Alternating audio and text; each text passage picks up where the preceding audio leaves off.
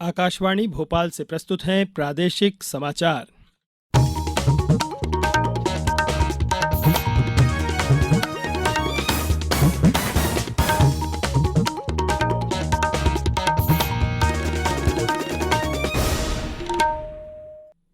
नमस्कार, समाचारों के साथ मैं नवनीत चौबे। सबसे पहले इस बुलेटिन के मुख्य समाचार। G20 शिखर सम्मेलन आज से दुनिया भर के प्रमुख नेता नई दिल्ली पहुंचे, कई अहम मसलों पर होगी चर्चा।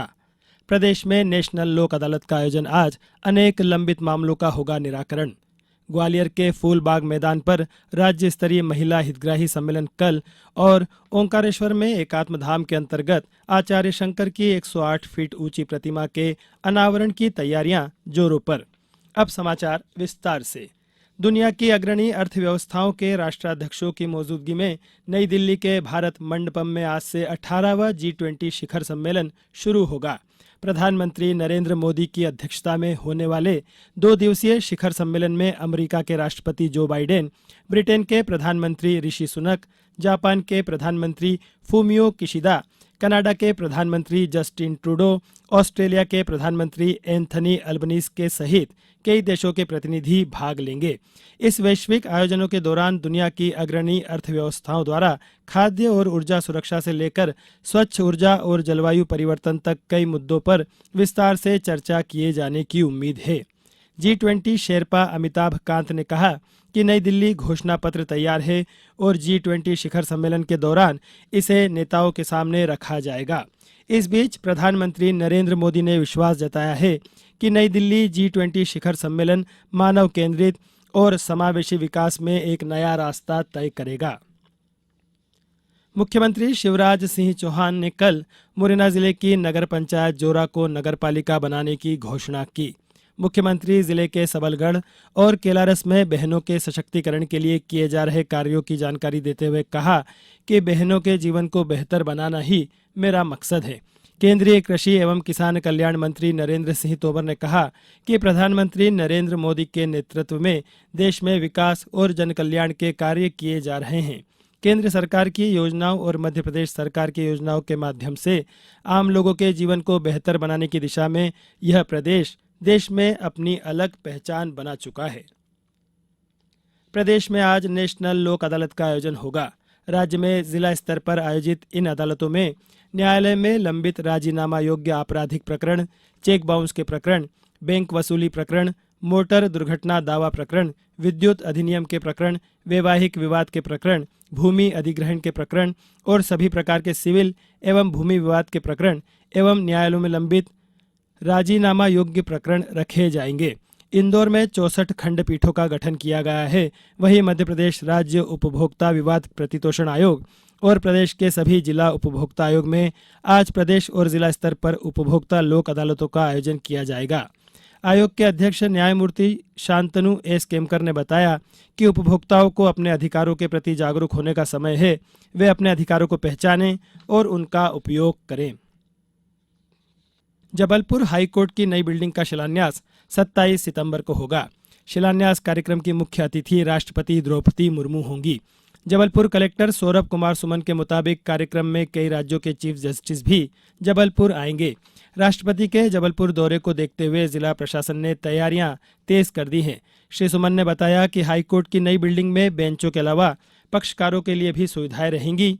नई बिल्डिंग का डिजाइन और प्रोजेक्ट PWD की इकाई PIU तैयार कर रही है। भारतीय रिजर्व बैंक ने कहा है कि 1 सितंबर को समाप्त सप्ताह में भारत का विदेशी मुद्रा भंडार बढ़कर 598 अरब 897 करोड़ अमरीकी डॉलर हो गया है। RBI ने कहा कि स्वर्ण भंडार का मूल्य बढ़कर 44 अरब 939 करोड़ डॉलर हो गया है। वहीं विशेष आहरण अधिकार SDR 18 अरब 195 करोड़ डॉलर और अंतर्राष्ट्रीय मुद्रा कोष के पास रखा देश का मुद्रा भंडार 5 अरब 73 करोड़ डॉलर है। अब समाचारों में वक्त है एक ब्रेक का। ये समाचार आप आकाशवाणी भोपाल से सुन रहे हैं। हमारे समाचारों को अब आप कभी भी और कहीं भी अपनी सुविधा के अनुसार सुन सकते हैं। ये समाचार बुलेटिन YouTube, ट्विटर और फेसबुक पर AIR न्यूज भोपाल पेज पर भी सुने जा सकते हैं। इसके अलावा आप हमारी वेबसाइट newsonair.nic.in पर अथवा AIR न्यूज ऐप पर भी समाचार सुन सकते हैं। समाचारों में एक बार फिर आपका स्वागत है।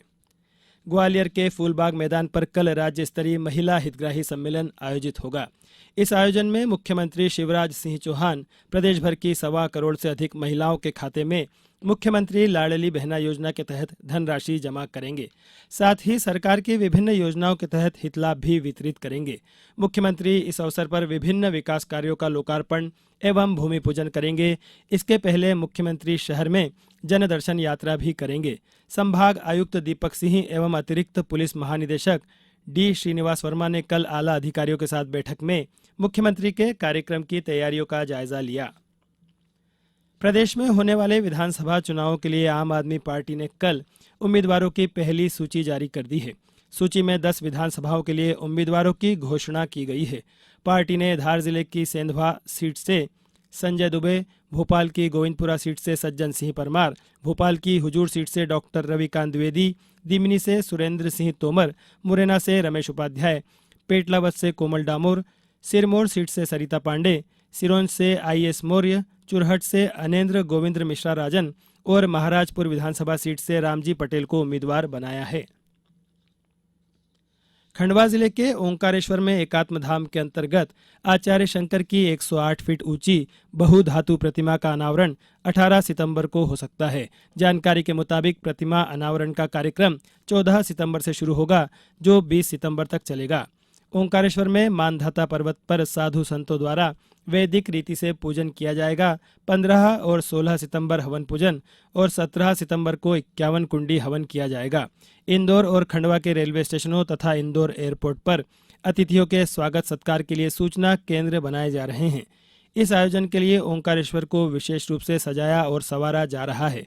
मुख्यमंत्री शिवराज सिंह चौहान ने सोशल मीडिया के माध्यम से कहा है कि प्रदेश के लिए ऐतिहासिक क्षण है।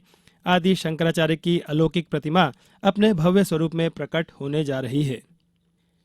G20 सम्मेलन के तहत आयोजित युवा मंथन कार्यक्रम में विदिशा के CM राइस विद्यालय बरेपुरा में शिखर वार्ता का आयोजन किया गया। जिला नोडल अधिकारी डॉक्टर दीप्ति शुक्ला ने बताया कि इस कार्यक्रम की विशेषता यह थी कि इसमें विद्यार्थियों को उनके देश के प्रस्तुतिकरण, भाषा, ज्ञान, अभिवादन के तरीके, सांस्कृतिक और ऐतिहासिक धरोहर के बारे में 5 मिनट में जानकारी देना थी। कार्यक्रम में कंट्री डेलीगेट के रूप में विद्यार्थियों ने अपने देश का प्रतिनिधित्व किया।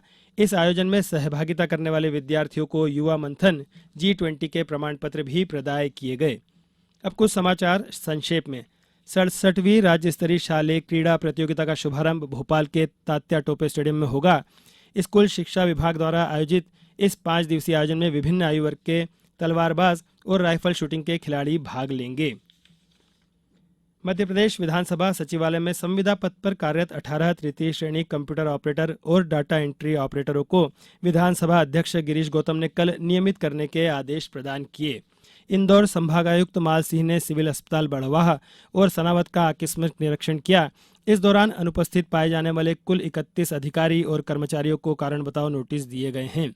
नीमच जिले में आगामी 3 माह में सेवानिवृत्त हो रहे शासकीय सेवकों का IFMIS अंतर्गत 13 सितंबर को ई-दक्ष केंद्र पर प्रशिक्षण आयोजित किया जा रहा है। डिंडोरी में शासकीय चंद्र विजय महाविद्यालय में शिविर आयोजित कर कल वोटर हेल्पलाइन ऐप के माध्यम से 18 वर्ष पूर्ण करने वाले 30 विद्यार्थियों के नाम मतदाता सूची में जोड़े गए। छतरपुर जिले में सरकार की विभिन्न उपलब्धियों, योजनाओं और विकास कार्यों की जानकारी देने के लिए विकास रथ ग्रामों में भ्रमण कर प्रचार प्रसार कर रहे हैं। विदिशा जिले की गंज बासोदा तहसील मुख्यालय में राष्ट्रीय बाल अधिकार संरक्षण आयोग के अध्यक्ष प्रियंक कानूनगो 11 सितंबर को आयोजित बेंच में आवेदकों की सुनवाई करेंगे। झाबुआ के राजवाड़ा चौक में स्वीप गतिविधि अंतर्गत मतदाता जागरूकता की थीम पर मटकी फोड़ का आयोजन किया गया। इस बुलेटिन में बस इतना ही। नमस्कार।